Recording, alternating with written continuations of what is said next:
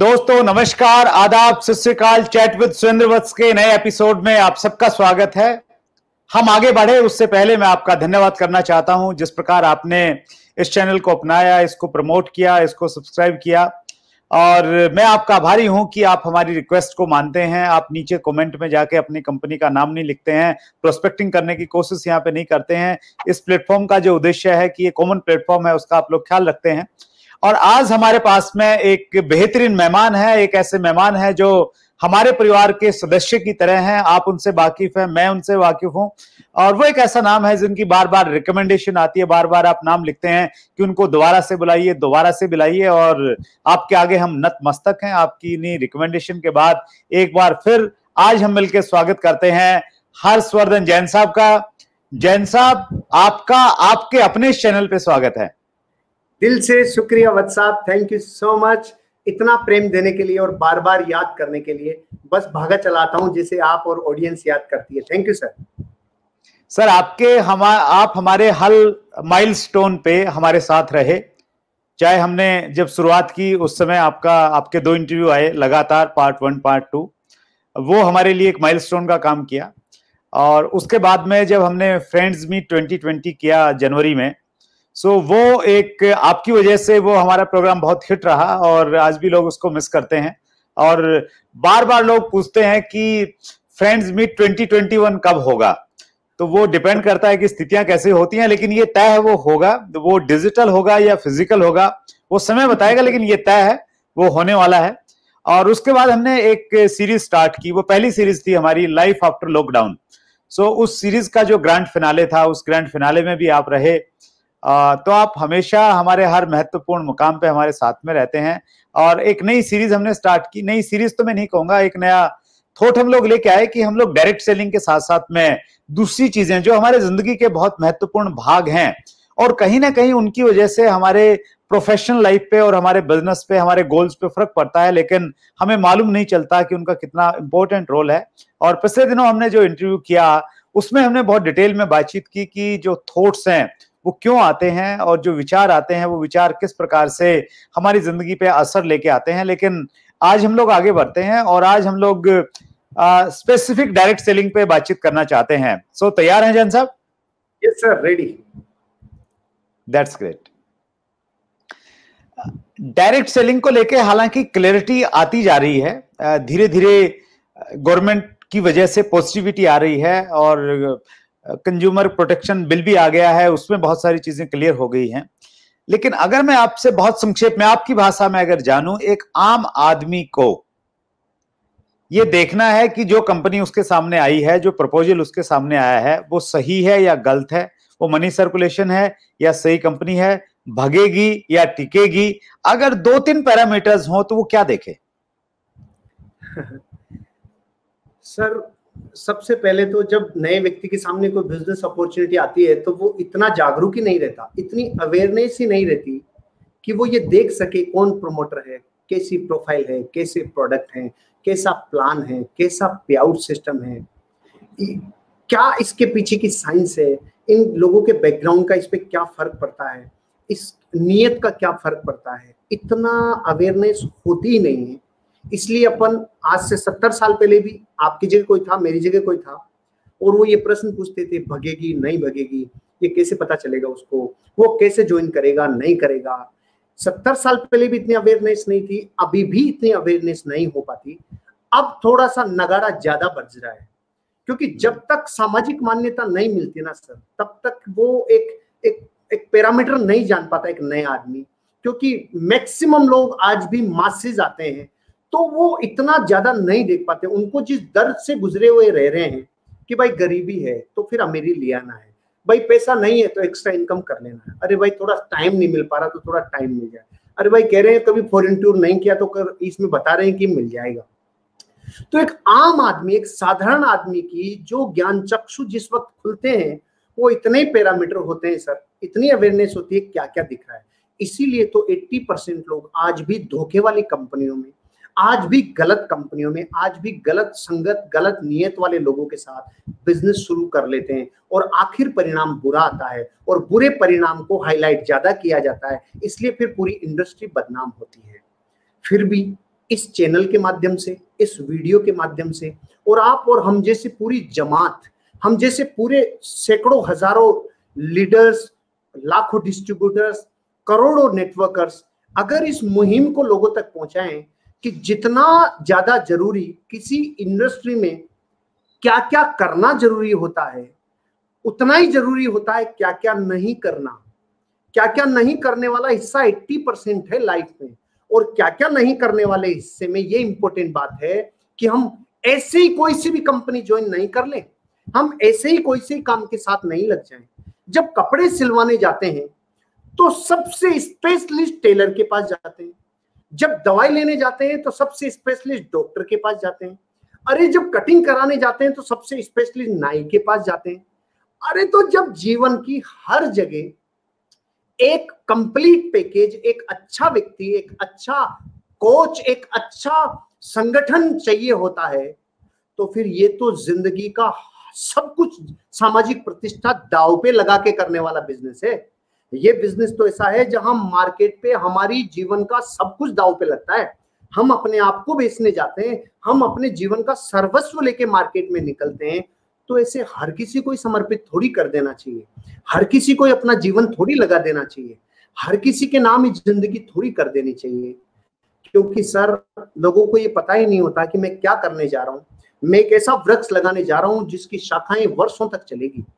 तो जब इतना बड़ा काम करने जा रहा है और किसी ऐसी उल्लू उल्लू कंपनी के पास फंस गया, छोटे मोटे लोगों के पास जिन्होंने गली मोहल्लों में की खुद की कंपनी खोल के बैठ गए, अगर आलू चालू के पास फंस गया, झोला छाप के पास फंस गया, तो फिर वो बड़े हॉस्पिटल पहुंच नहीं पाता सर, और वो वहीं पे डेथ हो जाती है उसकी और नेगेटिविटी फैलती है।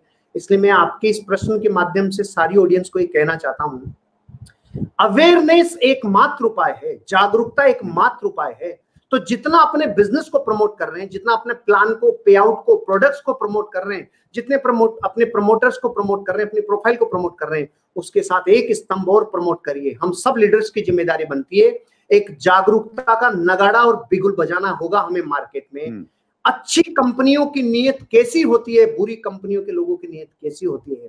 जहां लालच हावी है वो पहला पैरामीटर ही साबित कर रहा है। जहां घनघोर लालच हावी है, जहां लालच हावी है, धन का निवेश हावी है, जो इस बिजनेस की टेंडेंसी से कहीं मैच नहीं खाता, जहां निवेश के लिए भारत सरकार ने अलग कानून बनाए हैं, जहां प्रोडक्ट बेस्ड बिजनेस के लिए अलग कानून बनाए हैं, इन चीजों को कभी भी मिलाना नहीं, घनघोर जुदा जुदा है।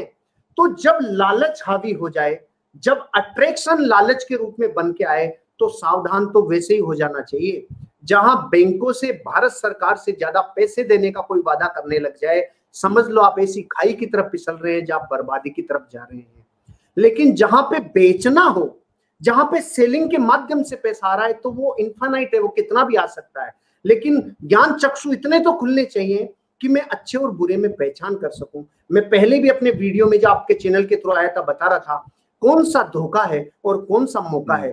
थोड़ा तो जागरूकता करिए। तो सर अपनी जिम्मेदारी बनती है जागरूकता का नगाड़ा बजाने की, कि अपनी हर बात को प्रमोट जब हम कर रहे हैं मार्केट में, तो हम ये भी प्रमोट करें अच्छी और बुरी कंपनी को किन पेनी नजरों से देखा जाता है।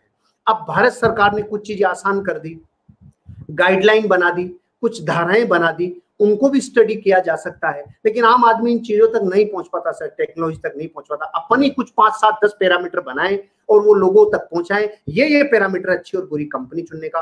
कौन है जो निवेश के नाम पे आ रही हैं, वो तो डायरेक्ट सेलिंग में है ही नहीं। कौन है जो प्रोडक्ट का बहाना करके निवेश के रूप में आ रही है, ये ज्यादा खतरनाक है, इनको भी पहचानना जरूरी है। ओवरऑल हमें ये जरूर पहचानना चाहिए कौन सा लालच दे रहा है, कौन सी चीज है। तो ये कुछ पैरामीटर्स के ऊपर हमें जागरूकता फैलाएंगे तो लोगों में अवेयरनेस आएगी। That's great sir. हमारा भी ये उद्देश्य रहता है इस चैनल के माध्यम से कि ये प्रश्न अक्सर मैं सभी अनुभवी लोगों से करता हूं, और मकसद वही है कि जो आम व्यक्ति जो गांव देहात में बैठ के इस हमारी कन्वर्सेशन को सुनेगा उसको लाभ होगा और वो कुछ ना कुछ चीजें जानेगा, क्योंकि गाइडलाइंस और जो एक्ट है वो वहां तक शायद नहीं पहुंच पाता। और आपने उससे भी बड़ी बात आज कही कि जितने भी सीनियर लीडर्स हैं उनकी जिम्मेवारी बनती है कि वो उस प्रकार की जागरूकता और उस प्रकार की धारणा फैलाएं। और मुझे अच्छे से याद है जैन साहब, जब मैं 2013 में direct selling distributor welfare association का प्रेसिडेंट बना, सो सबसे पहला काम हमने ये किया, पूरे देश में हमने जागरूकता फैलाई। हमारा एक ही मकसद था कि सही डायरेक्ट सेलिंग क्या होती है उसकी जागरूकता फैलाएं। और चाहे वो कलकत्ता था, चाहे वो अहमदाबाद था, चाहे वो दिल्ली था, और बहुत सारे, इवन हमने चेन्नई में भी प्रोग्राम किया। तो पूरे इंडिया में हमने घूम घूम के वो प्रोग्राम किया अवेयरनेस फैलाने के लिए, और हर डायरेक्ट सेलर की इसकी जिम्मेवारी है। और मैं समअप अगर करूं जो आपने कहा है सर, सबसे पहले तो हमें ये मानना है कि एक बहुत सीरियस काम है। जितना फोकस हम लोग जॉब चुनने के लिए या कोई बड़ा बिजनेस करने के लिए हम लोग सीरियस होते हैं, उससे कहीं ज्यादा सीरियस होना है, क्योंकि इसमें आपकी सामाजिक जो प्रतिष्ठा है वो यहाँ पे दांव पे लग जाती है। और दूसरा आपने बताया कि जो लालच है, लालच की प्रवृत्ति है, वहां नहीं जाना है। निवेश है तो बिल्कुल उससे कोसों दूर भाग जाना है। मैं एक चीज और यहाँ पे कहना चाहूंगा सर, डायरेक्ट सेलिंग में जनरली क्या होता है, हमारा कोई नजदीकी रिश्तेदार या नजदीकी दोस्त आता है और फिर वो हमारे इमोशंस के साथ में बात करता है कि यार मेरी बात नहीं मान सकता तू, मैं कह रहा हूं ना तू कर ले।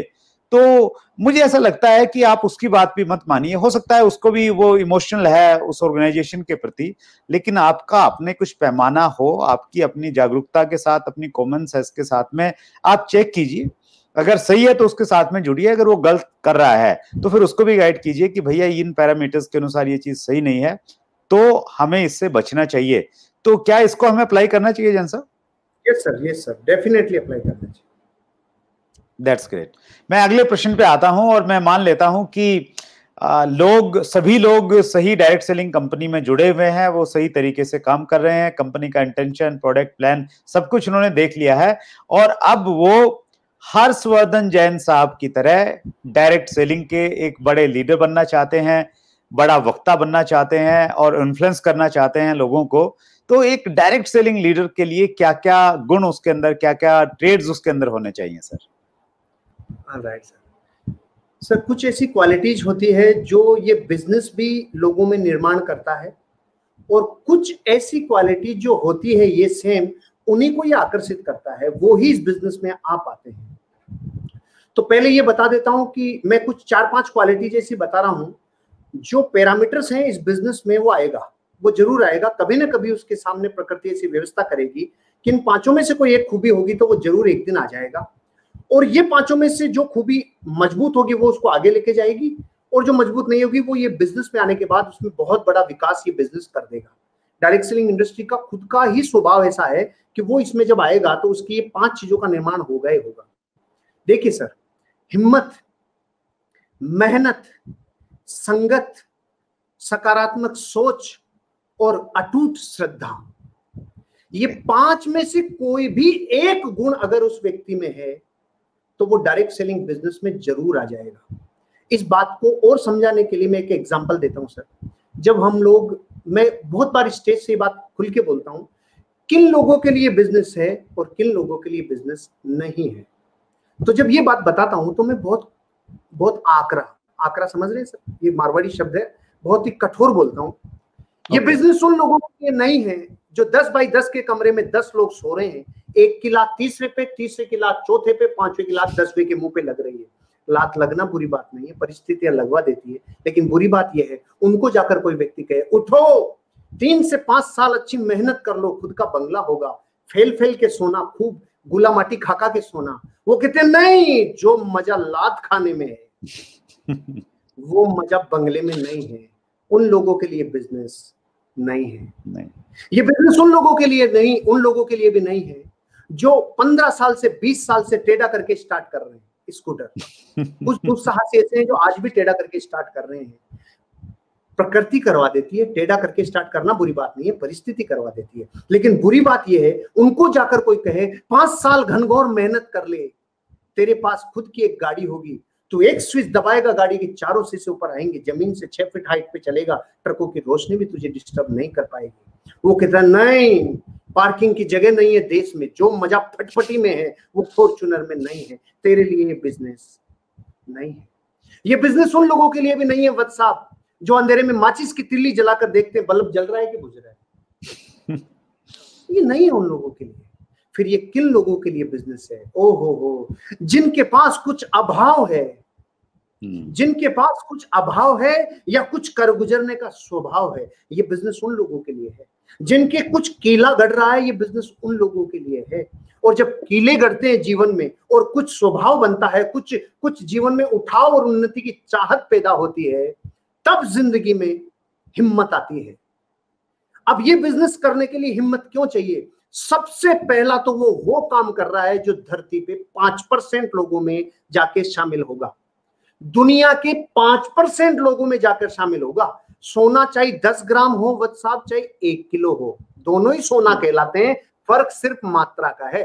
पीतल की कैटेगरी में कभी नहीं रखा जाता। 10 ग्राम सोने को भी उसी सेक्शन में रखा जाएगा जिधर गोल्ड रखा हुआ है, चाहे वो सोने की खान हो, चाहे वो सोने की बट्टियां हो, सिल्लियां हो, चाहे वो कितना ही ग्राम हो, पीतल तांबे की तरफ नहीं रखा जाएगा।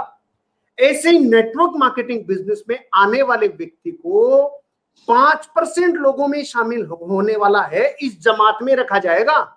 वो उस जमात में शामिल नहीं होगा जो जीवन भर संघर्ष करने वाली होगी, जो सृजन नहीं विद्रोह करने वाली, विरोध करने वाली, विध्वंस करने वाली होगी। ये उठने और उन्नति करने वाली तरफ रखा जाएगा। तो जब जाने वाला ही ऐसी जबरदस्त तरफ है, तो पहले पत्नी कुछ कहेगी, माँ बाप कुछ कहेंगे, 1-2 महीने चेक नहीं बने, परीक्षा की घड़ी हो गई तो पूरा परिवार उसके कीले गड़ाने लग जाएगा, फिर मोहल्ला उसकी तकलीफ देने लग जाएगा, फिर पूरा गांव, पूरा शहर, कस्बा कहने लग जाएगा, अरे तेरा क्या हुआ, तू कह रहा था कार आएगी, स्टीयरिंग ही नहीं आया, तेरा क्या हुआ, तू मलेशिया जा रहा था तो फलाशिया भी नहीं गया।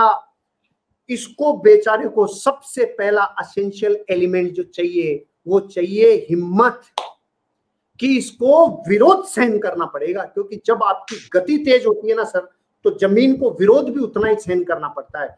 ग्रेविटेशनल फोर्स भी उतनी ही खींचती है जितना वजन होता है, वजन की अपेक्षा से ग्रेविटेशनल फोर्स खींचती है। तो जो व्यक्ति में हिम्मत है ना थोड़ी करने की, कि मैं सुन लूंगा, मैं जमाने की गालियां सुन लूंगा, लेकिन मैं उठने की तैयारी करूंगा, ये पहला एलिमेंट है सर, जो एसेंशियल है। इसके बिना फॉर्म पे साइन ही नहीं कर पाता। इसके बिना जो प्रोडक्ट लाता है ना, उसको पलंग के नीचे डाल देता है, या कहीं अलमारी में छुपा के रख देता है कि मैं कंपनी में जुड़ गया। ढोल बजा के तब कह पाता है, नगाड़े तब बजा पाता है जब वो कहता है मेरे में हिम्मत है।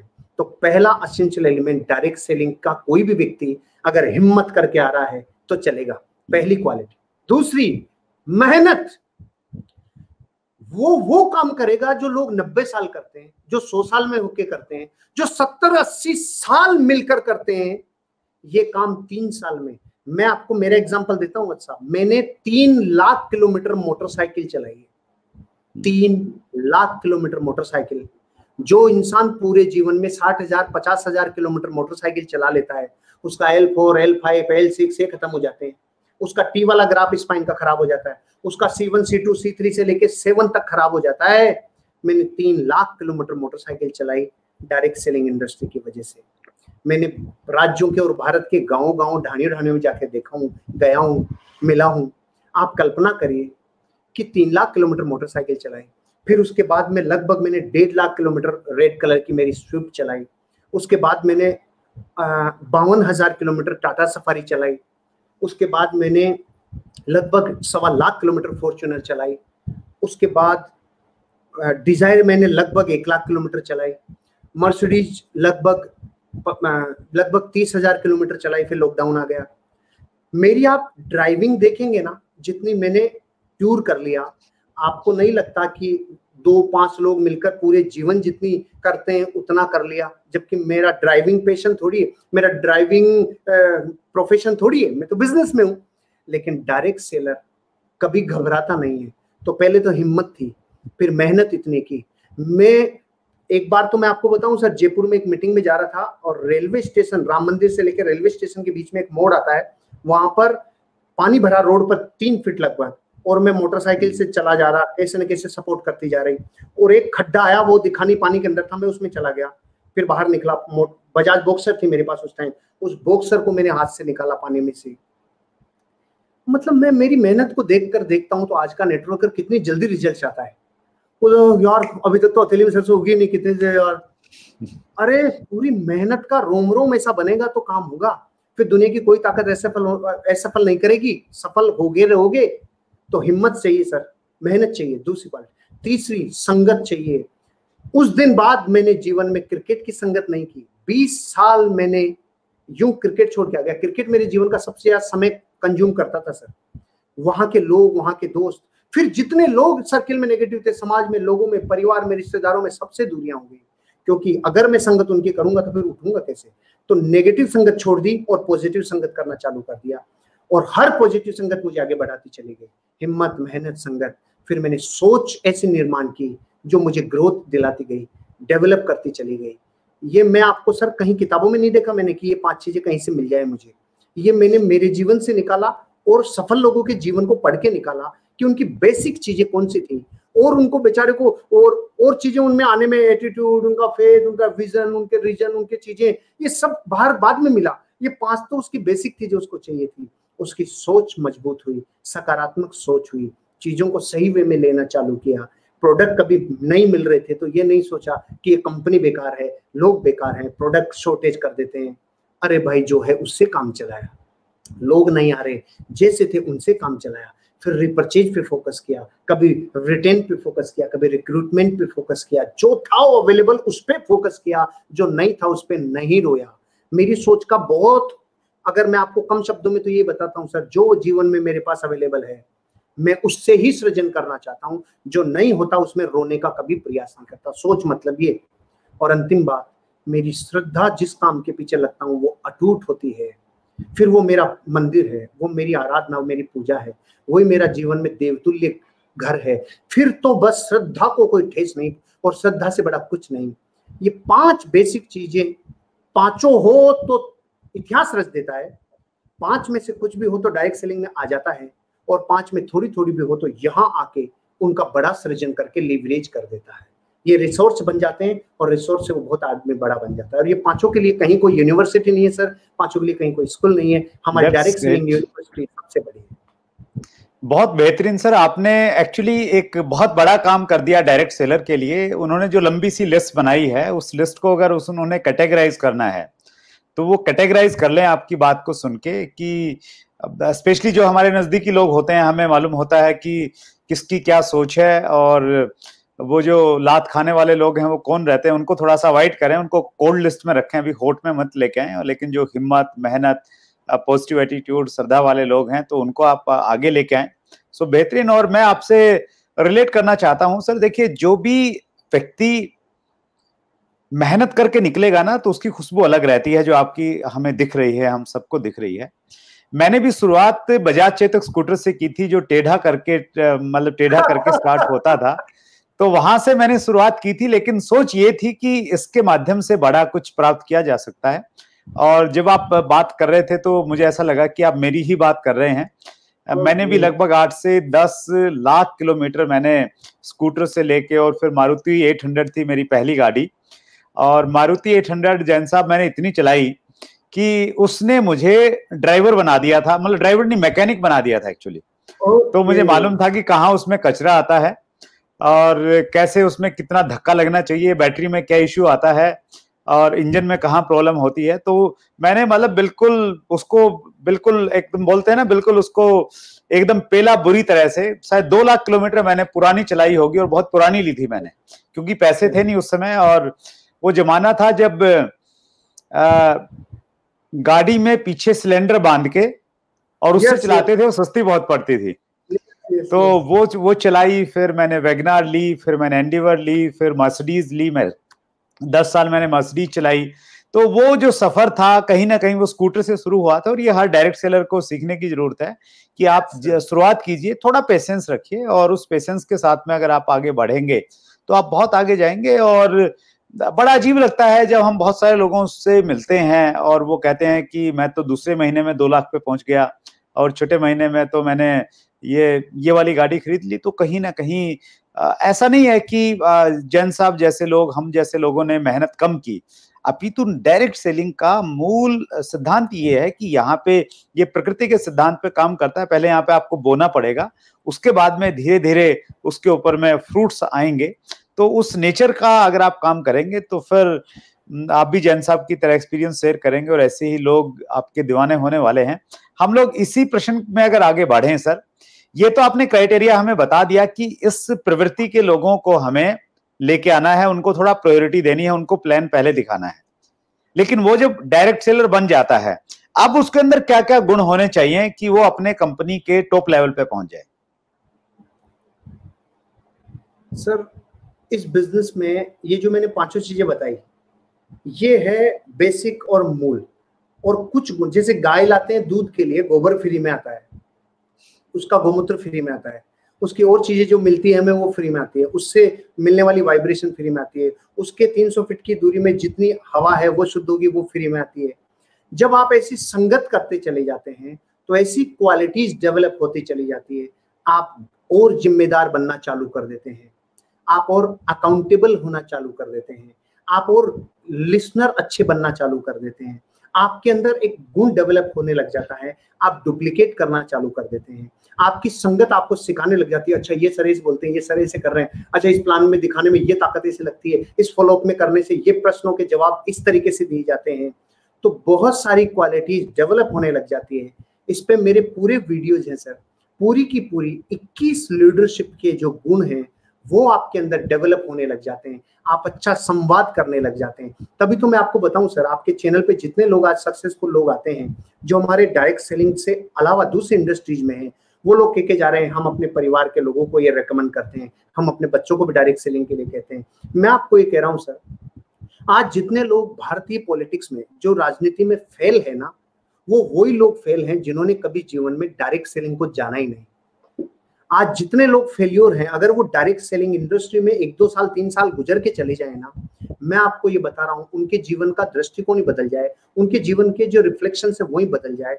क्योंकि यहाँ जो जड़ों से सीखता है आदमी, जो एक एक चीज को जीवन से गुजारता हुआ, जो जिम्मेदार बनता हुआ, जो टीचेबल बनता हुआ, जो अकाउंटेबल बनता हुआ, जो एक अच्छा विद्यार्थी बनता हुआ, जो एक अच्छा साहसी व्यक्ति बनता हुआ, जिसको ये पता है कि यहाँ पर योग्यता तो काम करती है लेकिन चरित्र भी बराबर काम करता है, तो योग्यता और चरित्र को मेंटेन करने वाला, ये सारी क्वालिटीज ये बिजनेस के सृजन में डेवलप हो जाती है।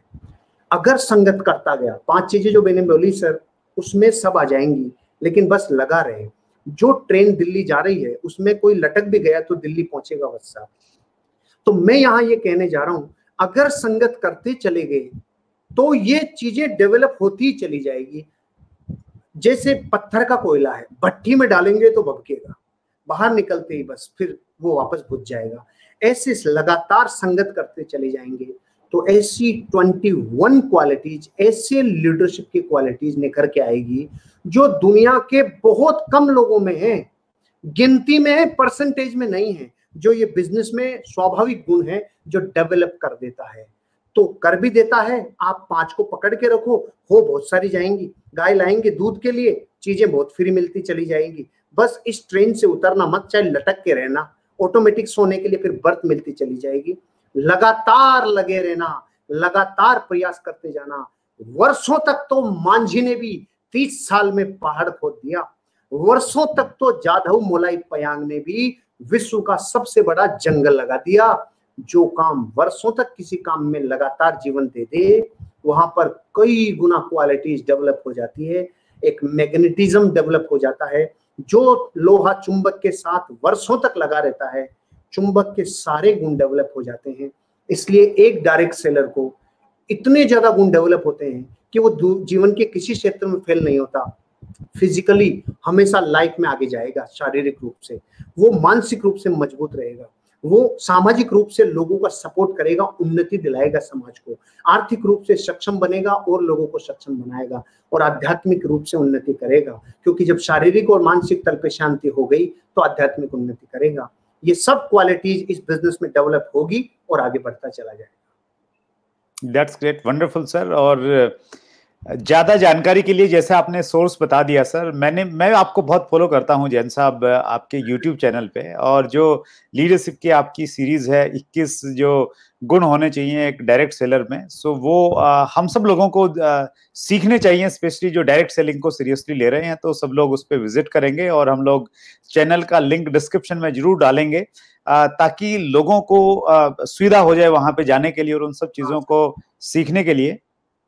एक लिंक और डाल दीजिएगा सर, पूरी प्लेलिस्ट का डाल दीजिएगा, क्योंकि भारत का नेटवर्कर जब साइकोलॉजी साइंस और फिलोसॉफी, साइकोलॉजी, साइंस और फिलोसॉफी, जब तीनों का संगम उसको मिल जाए तो फिर ये अब ऋतिक रोशन है कोई मिल गया वाला, इसको कोई माइकल आर कुछ, ये क्रिस है, ये क्रिस 4 है, ये फिर इसको कोई कुछ रोक नहीं सकता। तो एक प्लेलिस्ट है जो साइंटिफिक एक्सपेरिमेंट के साथ सक्सेस दिला रही है, एक प्लेलिस्ट है जो इनर एक्सप्लोर कर रही है जो फिलोसॉफी है, और एक है लीडरशिप। तो ये दो चीजें अगर एक साथ मिल गई, हमें साइंटिफिक एक्सपेरिमेंट करने के लिए सफलता के प्रिंसिपल मिल गए और इनर विस्फोट करने के लिए हमें दर्शन का सपोर्ट मिल गया, तो फिर ऑटोमेटिकली लीडरशिप आ जाएगी। तो ये 2 लिंक डाल दीजिएगा सर, जिससे लोगों, हालांकि सारे लोग मेरे प्रेमी हैं, मैं उनका प्रेमी हूं, और सब लोग एक दूसरे को जानते हैं और वो सब चैनल देखते भी हैं, फिर भी कोई नए व्यक्ति जुड़े तो उनको वहां तक पहुंचने में सुविधा रहेगी सर।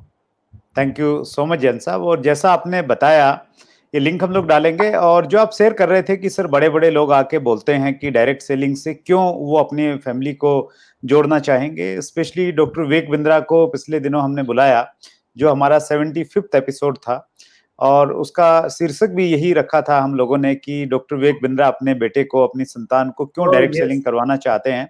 मतलब उससे देखिए, एक डायरेक्ट सेलर के लिए बहुत प्राउड की बात है कि डॉक्टर विवेक बिंद्रा, जिनका बड़ा business.com करके एक ऑर्गेनाइजेशन है, और उस ऑर्गेनाइजेशन में कौन कौन लोग उनके साथ में एसोसिएटेड हैं, उनके साथ में HDFC बैंक के चेयरमैन हैं, जो इतना बड़ी ऑर्गेनाइजेशन है देश की। SBI के जो चेयरमैन है वो उनके साथ में एसोसिएटेड हैं, और BSC के चेयरमैन उनके साथ में जुड़े हुए हैं, बड़े बड़े बिजनेसमैन उनके साथ में एसोसिएटेड हैं, और जो पूरी दुनिया को बिजनेस सिखाते हैं, कॉर्पोरेट्स को सिखाते हैं, लोग उन पे, हार्वर्ड उनके ऊपर स्टडी कर रहा है, वो ये कह रहे हैं कि मैं अपने बच्चे को ये जरूर कहूंगा, ये जरूर गाइड करूंगा कि कुछ समय के लिए आप डायरेक्ट सेलिंग जरूर करो, फिर बाद में आप चाहे जो मर्जी कर लो। और हम लोग कितने लकी हैं, हम लोग कितने सौभाग्यशाली हैं कि हमें डायरेक्ट सेलिंग हम कर रहे हैं, हम इसको कर नहीं रहे, हम जी रहे हैं। ये आपने उस तरफ फिर इंडिकेट किया हम सबको। थैंक यू जैन साहब, इस को कोट करने के लिए एक बार फिर दिल की गहराई से पूरे व्यूअर्स की तरफ से, पूरे चैट विद सुरेंद्र वत्स की परिवार की तरफ से बहुत बहुत आभार। Thank you so much. आप सभी दर्शकों को मेरा बहुत हृदय से शुभकामनाएं और प्रेम, और आपको वत्स साहब always thank you so much, दिल से शुक्रिया। Thank you very much Jain साहब, और इस उम्मीद के साथ कि बगैर कंडीशन आप आते हैं और आपसे दोबारा फिर पढ़ ले रहे हैं कि इंडस्ट्री की सेवा करने के लिए बार बार हम आपको बुलाते रहेंगे। Thank you so much. So ये थे हर्षवर्धन जैन साहब, एक ऐसा नाम जिसको जितनी बार आप सुनो उतनी ज्यादा बार आपकी सुनने की इच्छा होती है, जितनी बार देखो उतनी बार उनको देखने की इच्छा होती है। सो हम बहुत आभारी हैं कि इस प्रकार की पर्सनैलिटी हमारे साथ में जुड़ी हुई है, और अगर आप इन प्रकार की पर्सनैलिटी को बार बार सुनना चाहते हैं और आपने चैनल सब्सक्राइब नहीं किया है और बेल आइकन नहीं दबाया, तो नोटिफिकेशन कैसे आएगी आपके पास में। सो आप प्रमोट कीजिए, सब्सक्राइब कीजिए, और इसी प्रकार आपका प्यार और सम्मान हमें मिलता रहे। जिन जिन लोगों से आप मिलना चाहते हैं, नीचे कमेंट्स में जाके उनके नाम लिखिए, और हर मंगलवार रात्रि 8 बजे एक नई शख्सियत के साथ हम उपस्थित होते हैं। सो अगले मंगलवार फिर आपके सामने हाजिर हो जाएंगे। इस प्रकार अपना प्यार देते रहिए, अपना ख्याल रखिए। बहुत बहुत धन्यवाद। Thank you very much. बस इस ट्रेन से उतरना मत, चाहे लटक के रहना, ऑटोमेटिक सोने के लिए फिर बर्थ मिलती चली जाएगी। लगातार लगे रहना, लगातार प्रयास करते जाना। कोई कितना भी बर्बाद हुआ हो, कोई कितना भी गलत काम कर रहा हो, उसकी बर्बादी में कभी तालियां मत बजाना। कि सबसे ज्यादा प्रभावी है शरीर की भाषा, देह भाषा, ये ज्यादा समझाती है। मैंने सही प्रिंसिपल्स के ऊपर फॉलो करने में कभी झिझका नहीं। मैं बात कर रहा हूं बेस्ट स्पीकर, 4 नाम बता रहा हूं मैं। डॉक्टर विवेक बिंद्रा, उज्जवल पाटनी, संतोष नायर, संदीप माहेश्वरी।